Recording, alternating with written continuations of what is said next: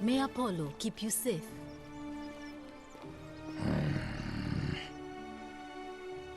Name's Rufius. Better watch your step. Can't talk long, got to stay sharp, but... family's from Seleucia on Tigris, Babylon province. But I've been roaming a long time now. Even joined the legions. The 6th. The one they call Ironclads. Same way as everyone else. Because we're all in grave danger. Is it not obvious? Magistrate made me toss it in the chasm. Stupid. Going to have to improvise now. If you were dealing with what I am, you wouldn't be either. Nobody is supposed to know about that. Did Lucretia tell you? Gah. Look, I haven't been at my best lately. All my joints ache constantly, and the pain. It has a way of messing with your head. I get stirred up by things that shouldn't bother me, and then there's the statues, and my doubts about my faith. And I just want to scream. You want to help me? Do what Lucretia hasn't been able to do. And find me something to make the pain go away. Until then, get out of my face.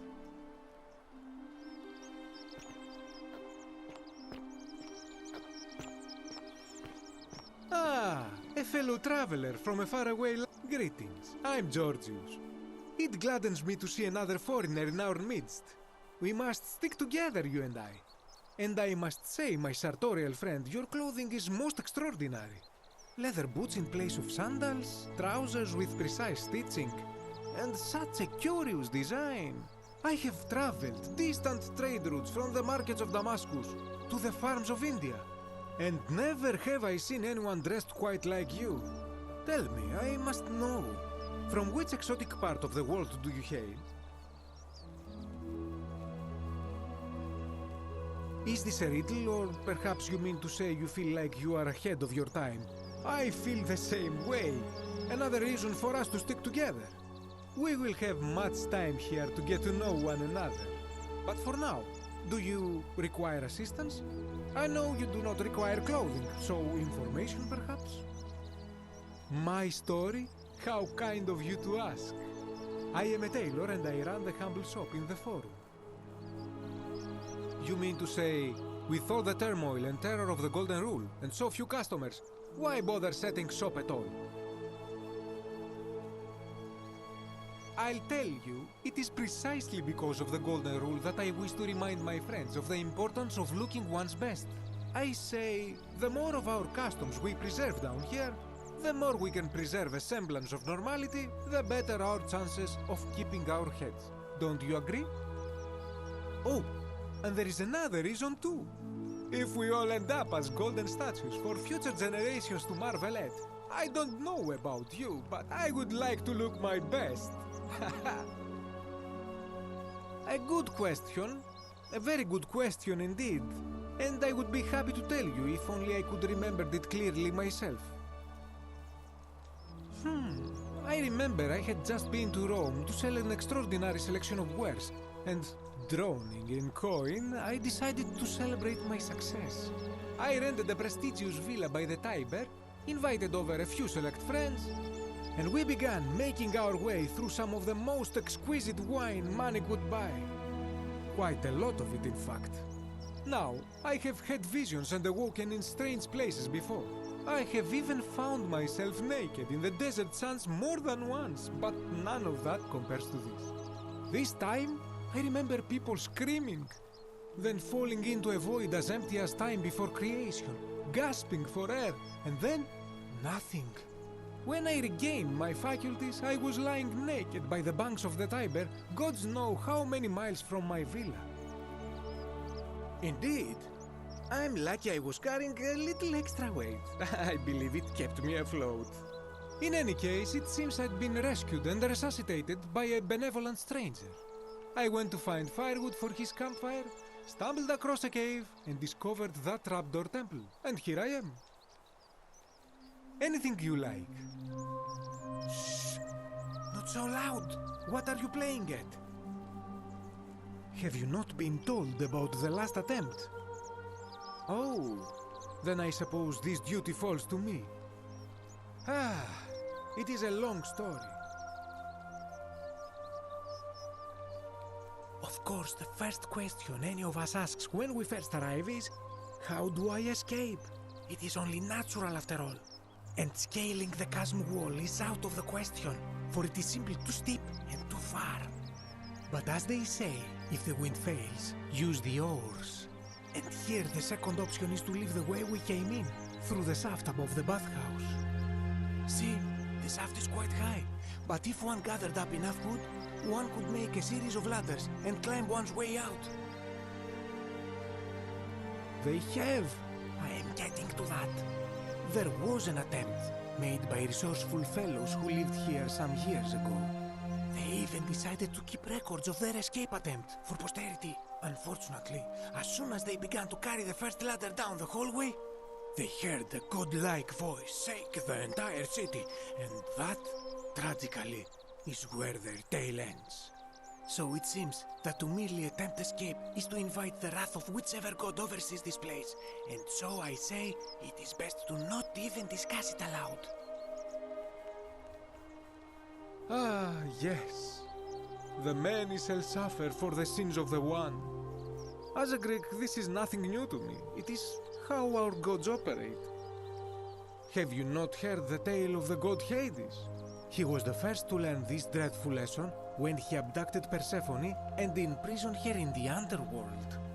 When Demeter, the mother of Persephone, learned of this, she did not punish Hades, the guilty one. Instead, she changed the climate of Earth so that it became hot and dry. Nothing grew. The grain turned to empty husks and the rivers dried up. Innocent people died by the tens of thousands until at last the other gods were forced to act, lest they have no worshippers left. So yes, we know this rule. This has always been the case. The Golden Rule has merely brought it into focus. If we are to survive, I say we must each heed the simple wisdom of Thales of Miletus, first of the 7 sages of Greece, who said, "Avoid doing what you would blame others for doing." It does, doesn't it? But it is not enough for us to do this alone. For even if 99% of us adopt this principle, that will never be enough. Sadly, no matter how well we protect ourselves, the life's work of many good people can be undone in the blink of an eye by a single selfish act. Ah, the voice of experience. I am sorry for your loss, my friend. But on a lighter note, I will say one thing for the Golden Rule. For all their grim and haunting poses, these golden statues do make magnificent models for my clothing, do they not? That, my friend, is quite the dilemma. But after some reflection, I'm leaning toward voting for Malleolus. I do not enjoy the thought of another visit from Domitius if I voted the wrong way. Nothing comes to my mind, my friend. I hope that our paths cross again soon, my friend.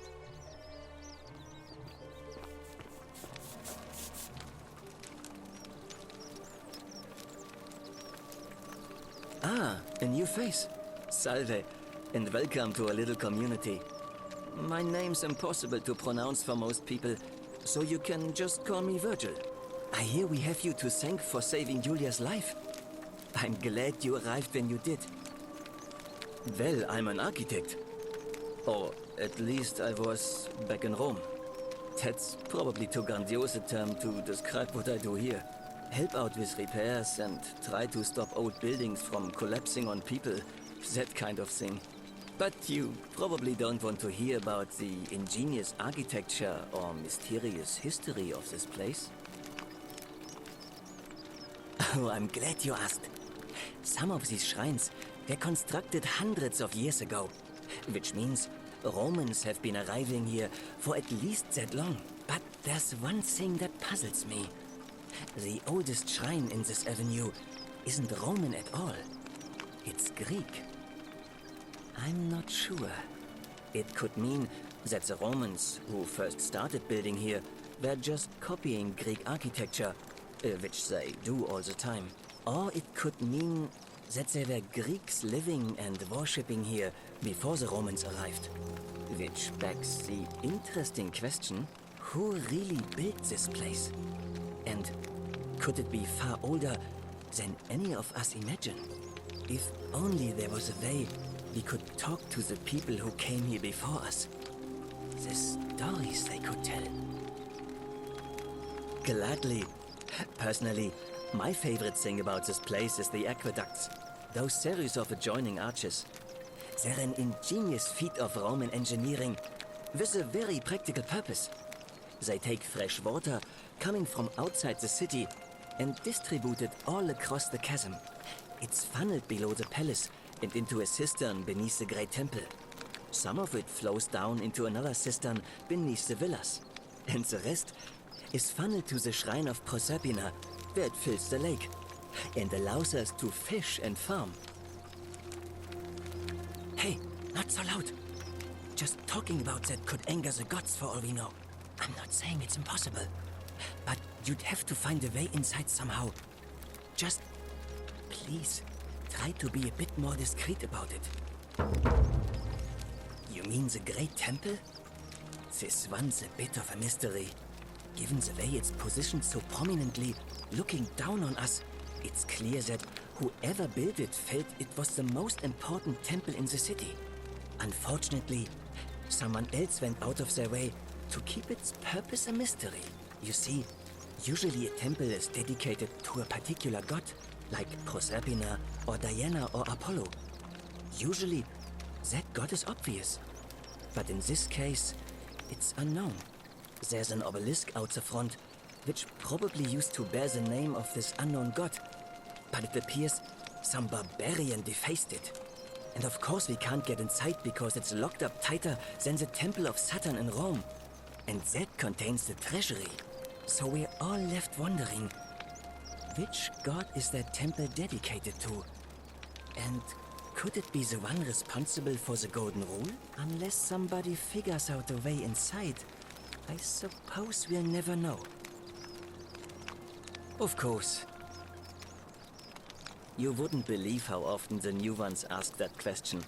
But I'd tell you the same thing I tell everyone else. There are much worse places to live out your days. You might have a few sleepless nights thinking about the Golden Rule. But once you get used to the fear, knowing that a single slip-up could cost you everything, it's not too bad. Nothing new to me, anyway. Oh, I just mean I grew up in the Batavi tribe, far to the north in Noviomagus, and learned to expect a bit of hostility. They weren't nearly as tolerant as the Romans. Some people say it's divine, the work of a god, but I'm not so sure. It just seems so flawed to me. Like it's distinctly human. I mean, once you've been here long enough, you'll notice people doing things that just seem so wrong to you. But this so-called god doesn't seem to care. Which means one of two things. Either you don't know the difference between right and wrong, or this unknown god doesn't. And I'm pretty sure I know the difference. Do you? Good. Then I hope you'll agree that there are only two ways of dealing with unfair rulers. The first is to leave. The second is to remove the ruler from power. And it seems leaving may not be an option. I'm glad. It's best if I say no more, but I hope you will give it some thought. Oh, it means someone thinks I'm a sinner, and that I'm going to break the Golden Rule. Look, I haven't done anything wrong, if that's what you're thinking. Somebody just has a problem with my preference for male company. Hey, nothing gets by you, huh? Sorry, that was mean. Yes, I like men. And when you grow up in the north, as I did, in the city of Noviomagus, you expect a bit of hostility. The Batavi are not known for their tolerance. I saw enough friends killed or driven away to know the cost of not keeping your personal affairs to yourself. So I hid who I was for, what was it, nearly 10 years? Watching what I said and where I looked. But that kind of fear eats away at you slowly, until living isn't any better than the thing you were afraid of. Needless to say, since I'm now living underground, halfway across the known world, with an assumed name, my openness didn't go down well among the enlightened folk of the Batavi. Nice of you to say, but not necessary. In any case, the Romans are far more accepting, and among them, I get to be who I am. Or at least, I thought that was the case. It seems I was wrong. It's not just graffiti. I have quite a collection of handwritten notes too. The strange thing is, I keep my personal affairs to myself. I've never really been interested in any of the men here. Not my type. So I'm not sure what I could have done to upset this person. If I had to guess, I'd say it's probably one of those cultists. Strange bunch. They insist there's only one god, and that he considers my nature a sin. Can you believe that? If there are any of them here, they won't admit it. Not since they supposedly burnt down half of Rome last year and went into hiding. All I know is, if these threats keep escalating, eventually my secret admirer is going to cross a line and break the golden rule. What? Really? I didn't expect that. But thanks. It's always a pleasure to meet someone so selfless. I'm glad you arrived when you did. I'd start by figuring out who the cultists are. Or maybe ask around among the merchants here. Someone who lives or works in the forum must have seen something. But if you find them, please don't hurt or humiliate them. I suspect they're just confused. Come back and let me know what you find.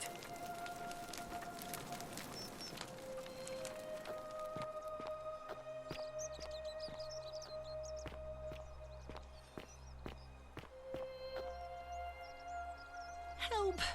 You have to do something! A man arrived in the baths.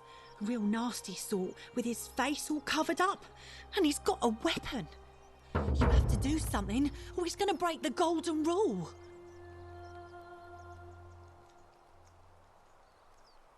Thank you. He's still in there, somewhere. I have to hide. Find me in this empty shrine when it's over.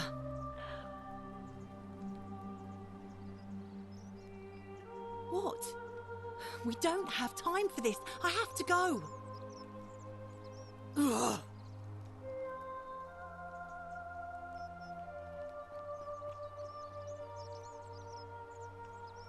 The shrine is collapsing.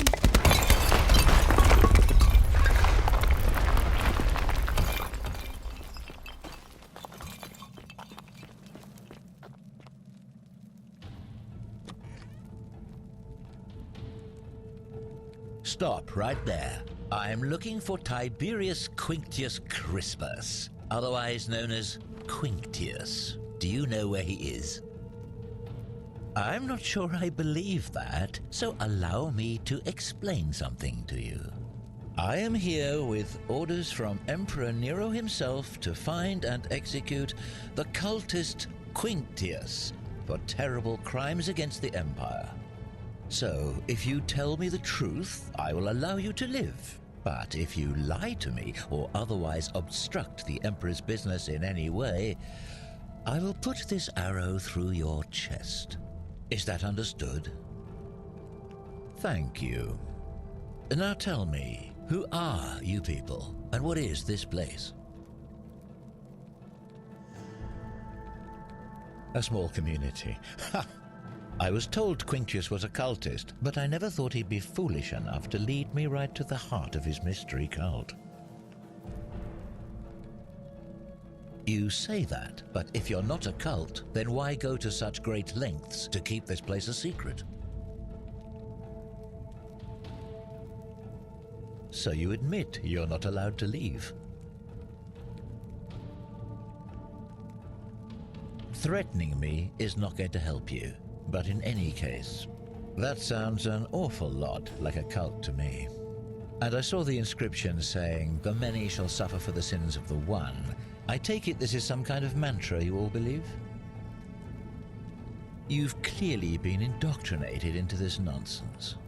Now tell me, where did you lot get enough gold to make all these statues? You lot are practicing human sacrifice too. You people disgust me. Of course you'd say that, but that's what your kind do, isn't it? Our God told us to do it. It's all clear to me now. The secret sanctuary, the indoctrination, the mantra, the human sacrifice. You're cultists, there's no doubt in my mind. What baffles me is how a person can believe in something with such zeal. They just can't see what they've become. However, you still have a chance to redeem yourself by telling me where Quintius is.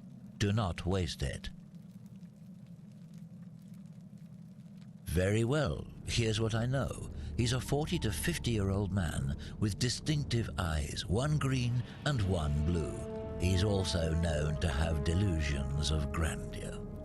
The Emperor says he and his cult, your cult, are responsible for starting the fire which burnt half of Rome to the ground and killed thousands in the process. All I know, all I care about, is that the Emperor believes he is guilty and wants him dead. The details are not my concern.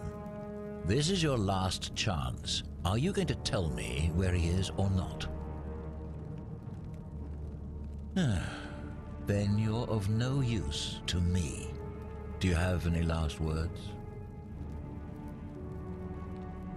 And there's a simple explanation for that. I lied. But if you want to know the truth before you die, here it is. Once I'm done with you and Quintius, I intend to kill every last one of you wretched degenerates. And I can think of nothing I'd enjoy more. The many shall suffer for the sins of the one.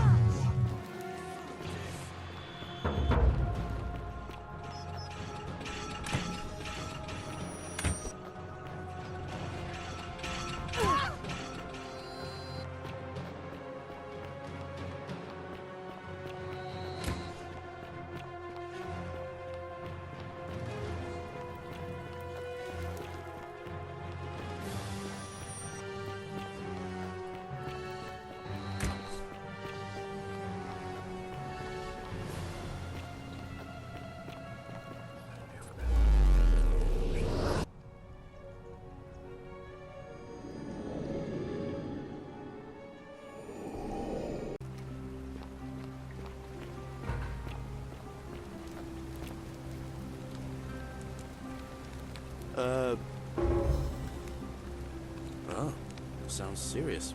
I'm listening. Yulia? Oh no. All right, I can do that. I'll go, but once I'm done, I'll need you to tell me how you know all of this.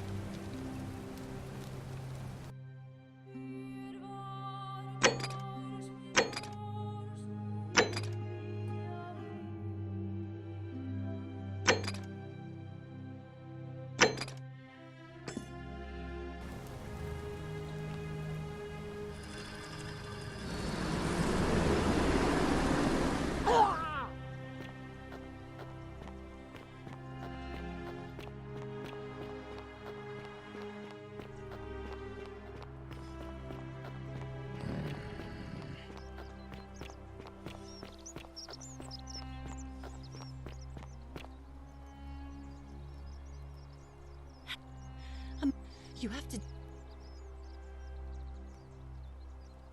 Thank you. I have to... What? Why? All right, fine. Come and find me in my bakery instead. Please be careful.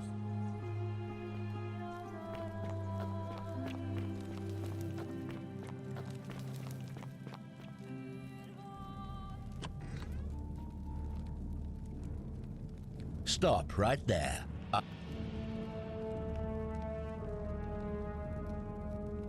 Thank you. For your service to the Empire, I'll let you live for now, but you'd best make sure our paths don't cross again.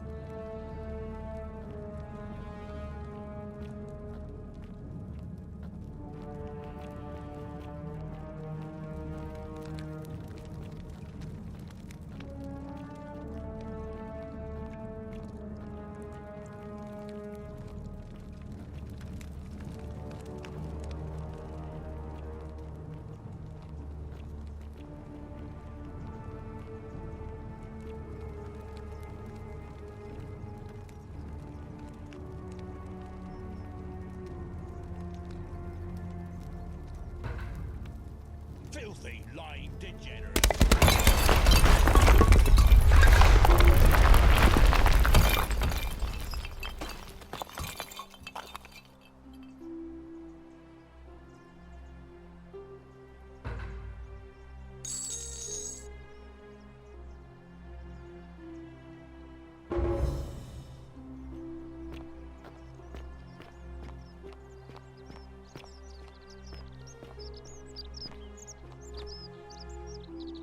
You there? I'm sorry to trouble you, but I couldn't help but notice that fine bow you're carrying. No idea how you managed to get your hands on it, especially in the light of our dear old magistrate's ban, but I'm impressed. And before you ask, no, I wouldn't dream of trying to buy it from you. I have no use for a wooden bow myself. But I would like to propose a joint business venture of sorts. Tell me, do you have any idea how people here end up as golden statues? And here I was thinking I was the only one to figure it out. In any case, supposedly 1 or 2 of those arrows is enough to turn a full-grown man into gold. Now, of course, that is a travesty, a terrible, horrible waste of human life which has to be stopped. And yet, on the other hand, I can't help but think of a tale told by that Greek fella Aesop, the goose that laid the golden egg. With the ability to transmute organic matter into gold, one could create infinite wealth. Use your imagination. Golden animals, insects, trees and plants. The Midas touch without the drawbacks. We are talking riches beyond imagining. And even if we were to split all those riches between the 2 of us, half of infinite wealth is still infinite. Interested? Excellent. So the first question is, how do we get our hands on one of those golden bows? Now, I have a plan. But first, tell me, are you familiar with the story of the goddess Diana? No problem. Allow me to explain. Diana is our goddess of the hunt, the moon, and the underworld, depending on who you ask. The one thing priests and poets agree on is that she carried with her a golden bow and a quiver of golden arrows. And it just so happens that there is a shrine of Diana in this very forum, with a prominent statue of the goddess herself. And would you like to guess what she's holding in her hand? Precisely. I can't tell you how many hours I've spent in that temple staring at it, trying to figure out how to retrieve it without breaking you-know-what. Oh, gods, no. If you tried that, we'd all be dead within moments, I'm sure. No, here's what I propose. You give your bow to me, I cover it in a thin layer of gold leaf, and we create a replica of a golden bow. Then you enter the shrine, extinguish the braziers, and under cover of darkness, swap out the fake for the original. It's not theft exactly, it's more of a trade. But make no mistake, this is a dangerous path, and there's no way of knowing where it will lead. But in my experience, all the best adventures begin with a risky first step. Now, you must have questions. Ask away. I'm more of an ideas man, whereas you're obviously the more resourceful and heroic type. I have complete confidence in you. Because the gods would see you, of course. Hence my proposal. When Prometheus stole fire from the gods and became a hero to all mankind, do you think he was worried about the danger? So, are you in, partner? Wonderful. Now, if you'll hand over your bow, I can get started applying a layer of gold leaf. This is a quality weapon. Now, bear with me for a moment.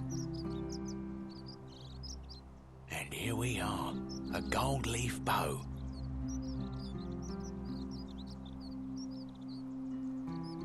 Now, I've gone and unlocked the Shrine of Diana for you, so as quick as you can, head on inside. It's just at the end of the street on the left.